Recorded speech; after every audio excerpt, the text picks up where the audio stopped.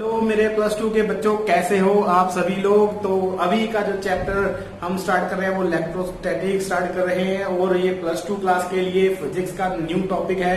अगर आप बच्चों ने कल वाली वीडियो नहीं देखी तो एक बार जरूर देख लो, क्योंकि बहुत ज्यादा जरूरी है। अगर लास्ट वाली वीडियोस आप नहीं देखोगे तो आपको ये समझ में नहीं आने वाला टॉपिक, ठीक है जी। तो वो दोबारा से फिर बोल रहा हूँ कि जो पिछले जितने भी टॉपिक मेरे बचे हुए हैं, जो मैंने वीडियोस नहीं डाली है इस चैप्टर की, तो वो मैं 1-2 दिन में डाल दूंगा। सारा का सारा अपडेट कर देंगे हम मटेरियल, क्योंकि हमें थोड़ा सा सर्कल बनाना था। अब जब हम वीडियोस, जब ये बैच स्टार्ट किया तब हमने मतलब कुछ बच्चे थे हमारे साथ जो पिछले वाला जितना भी सारा मटेरियल था, बस ज्यादा नहीं है, कुछ 7-8 टॉपिक्स हैं जो उन्होंने कवर कर लिए हैं, लेकिन वो हम 2 या 3 दिन में सारा अपलोड कर देंगे। बस अभी के लिए ये है कि अब अगर आप इस टॉपिक को देख रहे हो तो ध्यान से देख लेना, क्योंकि बहुत ज्यादा जरूरी ये टॉपिक रहेगा। तो आज का जो टॉपिक है वो electric field intensity due to short dipole on any point, ये लिखा हुआ आपने ध्यान से देख लो कि डायपोल है वो अब फोर्स लगाएगा अट्रैक्शन और रिपल्शन वाली, जिसके कारण इलेक्ट्रिक फील्ड जनरेट होगा। जनरेट होने के कारण अब वो इलेक्ट्रिक फील्ड कितना जनरेट हुआ वो हमने देखना है। लेकिन जो पॉइंट चार्ज रहेगा वो किसी पॉइंट पे, किसी भी पॉइंट पे हो सकता है। अब देखो एक बार मैं यहाँ पे डायपोल बना रहा हूँ, एक माइनस का चार्ज एक प्लस का चार्ज किसी पॉइंट पे ये हमने रखे हुए हैं, ठीक है। अब पॉइंट इसको मान लो, अब आप इस पॉइंट को P मान लो, चलो P छोड़ दो, यहाँ पे P का पजल होएंगे हम। इस पॉइंट को आप मान लो X और इस पॉइंट को आप मान लो Y, ठीक है जी। आप इस तरीके से 2 पॉइंट मान लो जिस पॉइंट पे ये 2 हमने डायपोल रखे हुए हैं, और इनका ये वाला जो हो गया सेंटर पॉइंट, जिसको O रखेंगे हम, ठीक है जी। और आपको पता ही है कि डायपोल मूवमेंट जो होता है, डायपोल जो मूवमेंट होता है, डायपोल मूवमेंट की बात कर रहा हूं, डायपोल मूवमेंट, ठीक है। इसकी जो डायरेक्शन होती है वो हमेशा नेगेटिव से पॉजिटिव पर जाती है। तो इसका मतलब हमारा जो डायपोल मूवमेंट है वो इस डायरेक्शन में है। तो आपको यहाँ पे मैंने शो कर दिया, डायपोल मूवमेंट को हम P के साथ डोनेट करते हैं। तो इसका जो वीडियो है वो हम बना देंगे, जल्दी अपलोड कर देंगे। जिन बच्चों ने नहीं देखा हुआ तो आप थोड़ा सा पेशेंस रखें, 2-4 दिनों में हम पूरा जितना भी पिछला जो सिलेबस है वो सारा अपलोड कर देंगे। तो यहाँ पे मैंने 2 डायपोल रखे हैं, एक माइनस का एक पॉजिटिव का, जिसको XY पॉइंट पे रखा हुआ है। उनका सेंटर पॉइंट O रख के चल रहे हैं, और आपका डायपोल मूवमेंट हमेशा याद रखना माइनस से पॉजिटिव तक जाता है। तो इलेक्ट्रिक फील्ड इंटेंसिटी पता करनी है कि कोई छोटा चार्ज है वो किसी पॉइंट पे पड़ा हुआ है। मान लो अगर मैं कहूं, बात करूं एक, कि मैं यहाँ इस पॉइंट पे रख रहा हूं, ठीक है। इस पॉइंट में मैं कोई छोटा चार्ज रख रहा हूं, तो ये वाला जो रहेगा तो यहाँ पे एक परपेंडिकुलर खींच दिया जाएगा इस तरीके से, तो फिर तो ये इक्वेटोरियल बन जाएगा, इक्वेटोरियल लाइन वाला बन जाएगा। तो हमने ये नहीं देखना, तो ये तो हमने पिछला टॉपिक किया हुआ है। तो ये वाला कहा हुआ है किसी और पॉइंट पे। देखो मान लो, चलो मैं अब कोई छोटा चार्ज इस पॉइंट पे रख रहा हूँ, ठीक है जी, इस पॉइंट पे रख रहा हूँ। तो यहाँ पे भी हमने किया, ये तो एक्सियल वाला हो गया, तो एक्सियल वाला भी हम नहीं कर सकते। इसका मतलब हम रखे इस जगह पे कोई छोटा चार्ज जहां पे हम इलेक्ट्रिक फील्ड इंटेंसिटी फाइंड कर सके शॉर्ट डायपोल की वजह से। तो क्या है कि आप चार्ज को इस पॉइंट पे रखो, इस पॉइंट से अब यहां तक का जो रहेगा आपका, या मार्क कर लो, आपने इस पॉइंट को P मान के रखा है। अब ठीक है जी, अब ये वाला पॉइंट है, देखो आपने अगर आप यहाँ पे रखोगे सेंटर पे बिल्कुल परपेंडिकुलर रखोगे आप किसी छोटे चार्ज को, तो वो तो फिर इक्वेटोरियल लाइन वाला हो जाएगा। अगर आप इसके एक्सिस पे रखोगे तो एक्सियल लाइन वाला हो जाएगा। तो जो हमने टॉपिक कंप्लीट किए हुए हैं, अगर हम छोटे चार्ज को इस किसी भी पॉइंट पे मतलब हिला करके किसी इधर पॉइंट पे रखें, तो ये वाला अब ये सिचुएशन क्रिएट हो रही है।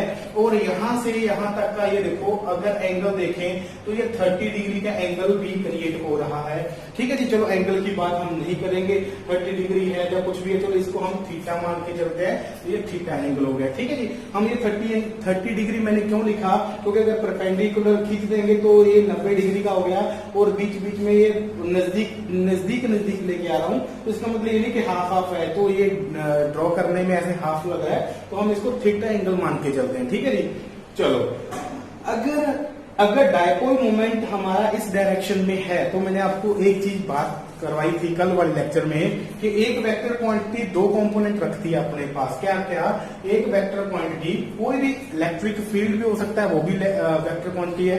कोई भी वेक्टर क्वांटिटी के पास क्या क्या होता है? दो अपने कंपोनेंट्स होते हैं, एक तो हॉरिजॉन्टल होता है और एक वर्टिकल होता है। ठीक है जी, तो ये हमारा क्या हो गया? एक डायपोल मोमेंट वेक्टर क्वांटिटी। तो अब इसने थीटा एंगल बनाया इस लाइन के साथ। जिस लाइन के साथ वो थीटा एंगल बनाएगा उसको हम हॉरिजॉन्टल कहेंगे, उसको हम हॉरिजॉन्टल बोलते हैं। ठीक है जी, और दूसरी को हम वर्टिकल बोलते हैं। वर्टिकल बोल दिया। अब वर्टिकल बोलने के बाद अब जहां पे जो थीटा एंगल बना है हॉरिजॉन्टल पे, उसको हम डायपोल मोमेंट cos थीटा लिखेंगे और ऊपर वाले को जो वर्टिकल में होता है ये sin थीटा लिखा जाएगा। तो ये वेक्टर जो आपका प्लस वन में एक चैप्टर है वेक्टर क्वांटिटी वाला, ये मक्खी मेरे को तंग कर रही है। जो आपका जो वेक्टर क्वांटिटी वाला जो चैप्टर है वहां पे आपको ये सारा समझा के रखा गया है। तो अभी क्या है कि अभी हम इसको देखेंगे, इधर अप्लाई करेंगे। ठीक है जी, अब ये थीटा एंगल लगा यहाँ पे। अब जहां पे भी थीटा एंगल लगता है तो उसको हम हॉरिजॉन्टल बोलते हैं और उसको हम cos थीटा भी लिखते हैं। तो इसका मतलब ये P cos थीटा हो गया। ठीक है जी, अब इसका दूसरा कंपोनेंट आएगा कौन सा? वर्टिकल। तो वर्टिकल हम इस तरीके से ड्राइव करेंगे। ठीक है जी, अब वर्टिकल हो गई। ठीक है, अब हो गया एक वेक्टर क्वांटिटी के दो कंपोनेंट हमने डिराइव कर दिए। अब एक ध्यान रखो, मैं यहां पहले इसको इरेज कर दूं, बहुत जरूरी है ये वाला जो पिक्टोरियल मैं बना रहा हूं, बहुत इंपॉर्टेंट है, इसको समझना बहुत ज्यादा जरूरी है।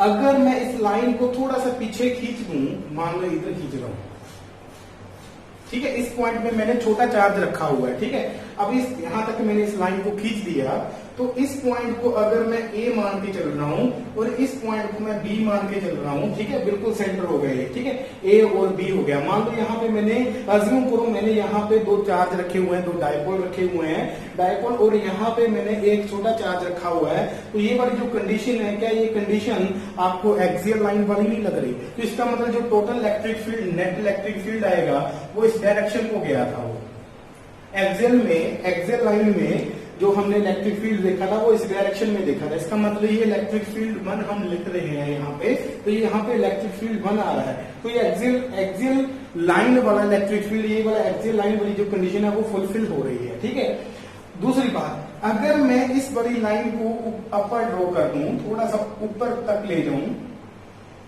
ध्यान से, ठीक है जी, हो गया सीधा? हाँ बिल्कुल। तो यहां से मैं A1 लिख दूं, चलो A2 लिख देता हूं, इसको A1 V1, इसको A2 और इसको V2, इस तरीके से लिख दूं अगर। ठीक है जी, अगर इस तरीके से लिख रहा हूं तो क्या अगर अब P और A पॉइंट को मिलाऊं और इधर से मैं B पॉइंट को मिला दूं, तो क्या आपको ये इक्वेटोरियल लाइन वाला नहीं केस लग रहा? इक्वेटोरियल वाला क्या कि ये एक दो डायपोल रखे हुए हैं और उनके सेंटर पे बिल्कुल यहाँ पे एक छोटा चार्ज रखा हुआ है। चार्ज रखने के बाद अब इसने अट्रैक्शन किया, इसने रिपल्शन किया, और टोटल इसका इलेक्ट्रिक फील्ड इधर जा रहा है। हमने यही तो फाइंड किया था। तो इलेक्ट्रिक फील्ड अब इक्वेटोरियल वाला इधर जा रहा है, तो इसको मैंने इलेक्ट्रिक फील्ड 2 मान लिया। अब यहाँ पे दो इलेक्ट्रिक फील्ड अगर आप कैरी कर रहे हो, अगर आपको पिछले टॉपिक क्लियर है तो ये आपको क्लियर हो जाएगा। ठीक है, अदरवाइज आपको क्लियर नहीं होगा।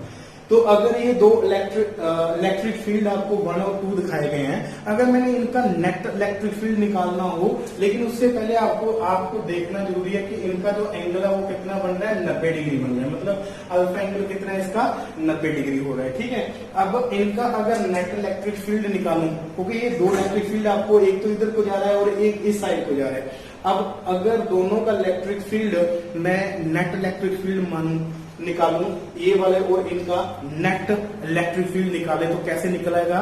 वो इस डायरेक्शन में जाएगा फिर। ठीक है, वो इस डायरेक्शन में नेट इलेक्ट्रिक फील्ड। अब ये नेट इलेक्ट्रिक फील्ड किन दोनों का है? ये दोनों का, इस वाले इलेक्ट्रिक फील्ड का और इस वाले इलेक्ट्रिक फील्ड का हमने नेट निकालना है। तो ये जो पिक्टोरियल था ये पूरे का पूरा आपने याद रखना है, पूरा आपने समझना है, पहली बात तो।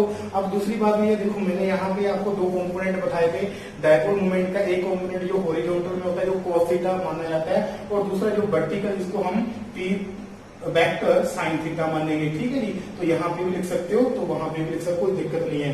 ठीक है, तो ये वाला हो गया। अगर आपको ये समझ में आ गया तो आप अगर पिछले जितने भी आपके टॉपिक अगर वो क्लियर हैं तो ही आपको ये वाला समझ में आएगा, अदरवाइज आपको समझ में नहीं आएगा। तो अब आगे हम इसको डिराइव करेंगे, लेकिन उससे पहले आपने एक चीज देखो, अगर एक्सियल वाला देखें, अगर एक्सियल वाला केस देखें, एक ये पड़ा और एक ये पड़ा, हमारे डायपोल पूरे हो रहे हैं और इस पॉइंट पे एक छोटा चार्ज पड़ा है जिसके कारण अब इन डायपोल के कारण इसके ऊपर एक फोर्स लग रही है, फोर्स से वो क्या हो गया, अब जो E1 है वहां पे आपका इलेक्ट्रिक फील्ड जा रहा है, उस डायरेक्शन में जा रहा है। अब आपने एक्सियल पे टोटल इलेक्ट्रिक फील्ड निकाली थी, वो क्या थी, वो आपकी थी इस तरीके से, वो आपने निकालना हुआ है RQ, ठीक है।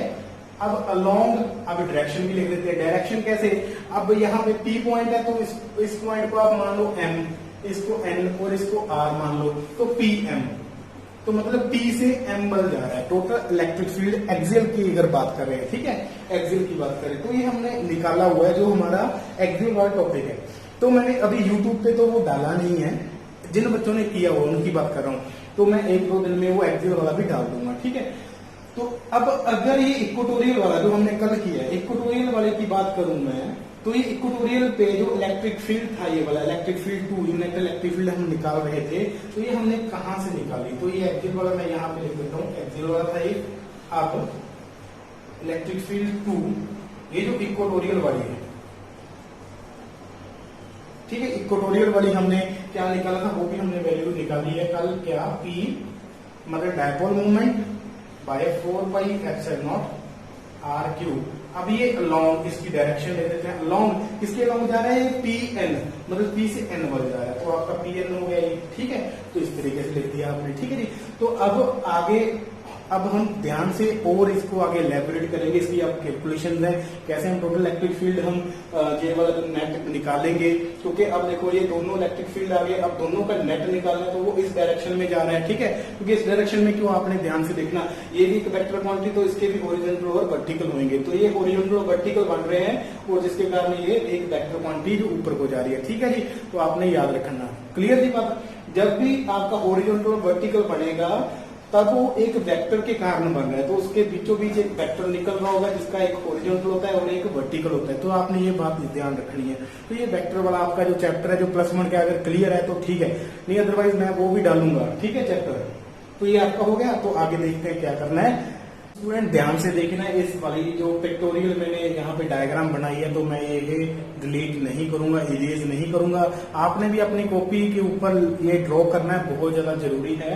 तो अभी हमने क्या करना है कि टोटल इलेक्ट्रिक फील्ड मैंने आपको बताया कि कल की बात करूं, जो मैंने आपको बताया कि एक्सियल वाला और इक्वेटोरियल वाली मैंने आपको वैल्यूज जो अगर आपको पता है वो निकाली हुई है, तो वही लिखी थी मैंने, ठीक है। अब अगर मैं कहूं कि मैं A2 और B2 ये जो हमारे डायपोल हैं, इनकी वजह से P पॉइंट पे लग रही जो फोर्स है, अब हमने इलेक्ट्रिक फील्ड वहां पे जो ये वाली electric field net electric field था, तो ये हमने निकालना है। तो कैसे निकालेंगे, तो यहाँ पे हम लिख सकते हैं electric field intensity due to dipole due to A2 and B2 on P point, ठीक है, ये वाला P पॉइंट। तो ये हमने क्या निकाली है, तो वो हम दोबारा से लिखते हैं। तो ये हमने निकाली है क्या, E2, क्योंकि ये मैं E2 लिखा है तो E2 लिखूंगा, ठीक है। तो E2 P वेक्टर 4πε0 RQ, ठीक है जी, RQ।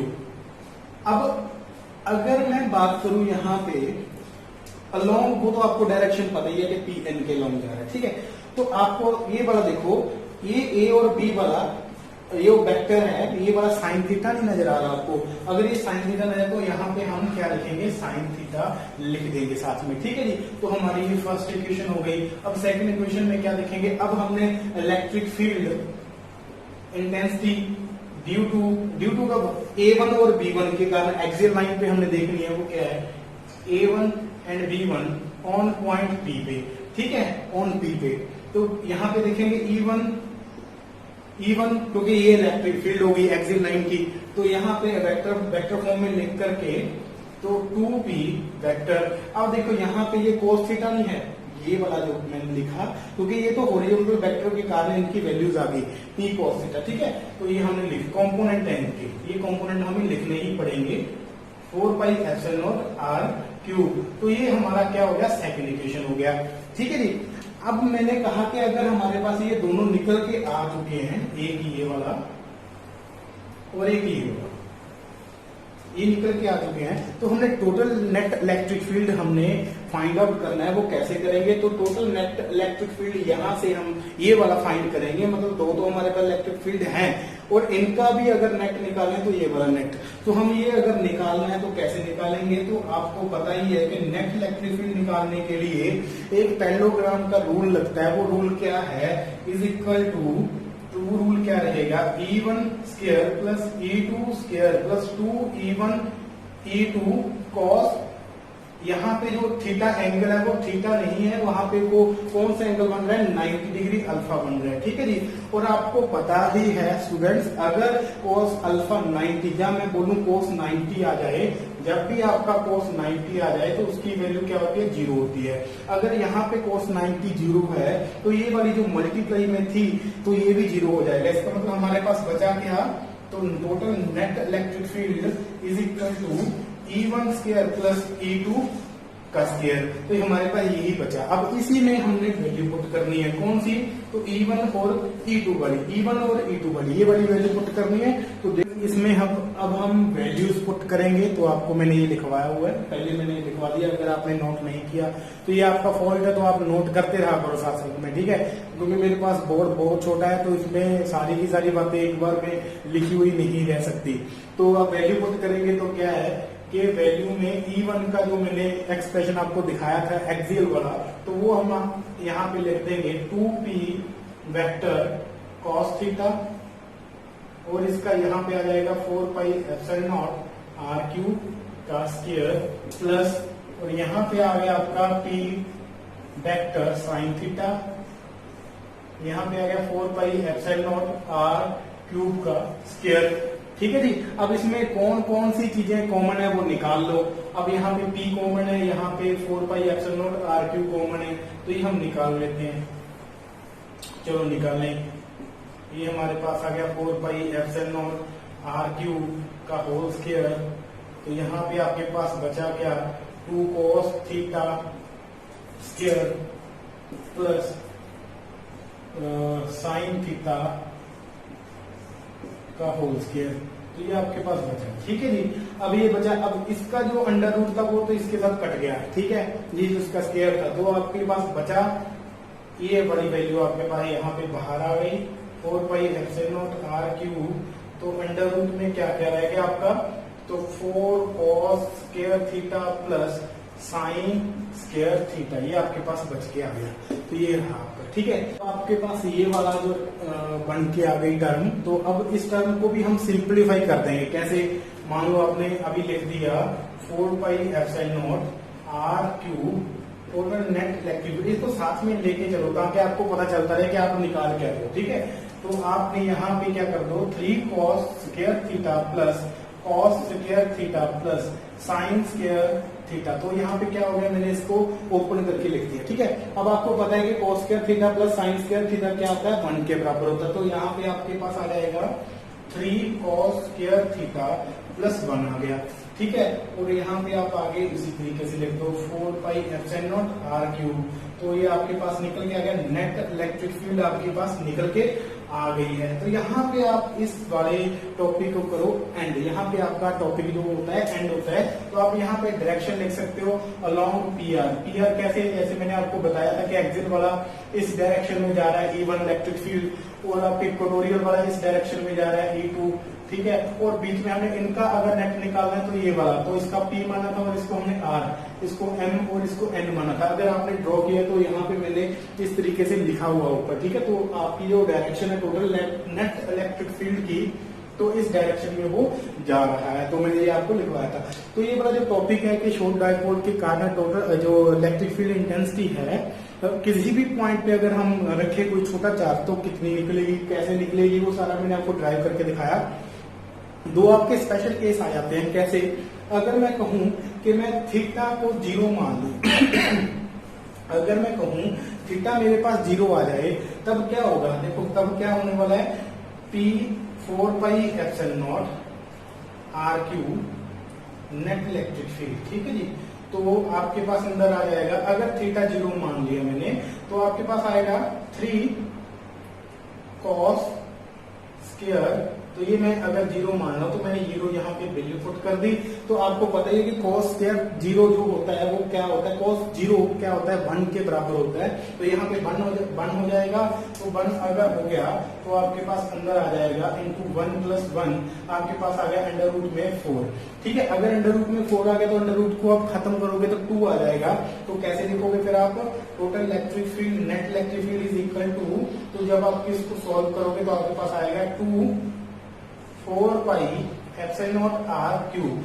तो अब ये देखो कि ये कौन सा एक्सप्रेशन निकल के आ गया, ये टोटल इलेक्ट्रिक फील्ड किस वाले की निकल के आ गई, ये एक्सियल वाले की निकल के आई। इसका मतलब ये स्पेशल केस ये है, अगर हम थीटा को 0 मान ले तो इसी एक्सप्रेशन से हम एक्सियल वाला इलेक्ट्रिक फील्ड निकाल सकते हैं। एक स्पेशल केस हो रहा है, अगर हम 90 डिग्री मान के चले थीटा को, तब क्या होगा, तब हमारे पास इक्वेटोरियल का टोटल इलेक्ट्रिक फील्ड वाला एक्सप्रेशन निकल के आएगा। वो कैसे, वो देखते हैं हम। ठीक है, केस में अगर मैं थीटा को 90 डिग्री मान के चल रहा हूँ, 90 डिग्री, तो क्या होएगा, तो यहाँ पे हमने 90 डिग्री की वैल्यू पुट कर देंगे। ठीक है, थीटा के अंदर तो हमारे पास क्या आएगी वैल्यू, तो P 4 pi epsilon not r cube, तो अंडर रूट में 3 cos स्क्वायर 90 डिग्री, तो प्लस 1। तो आपको पता है कि cos 90 क्या होता है, 0 डिग्री के बराबर होता है, 0 के बराबर होता है, 0 भी रखो, 0 के बराबर आ जाएगा।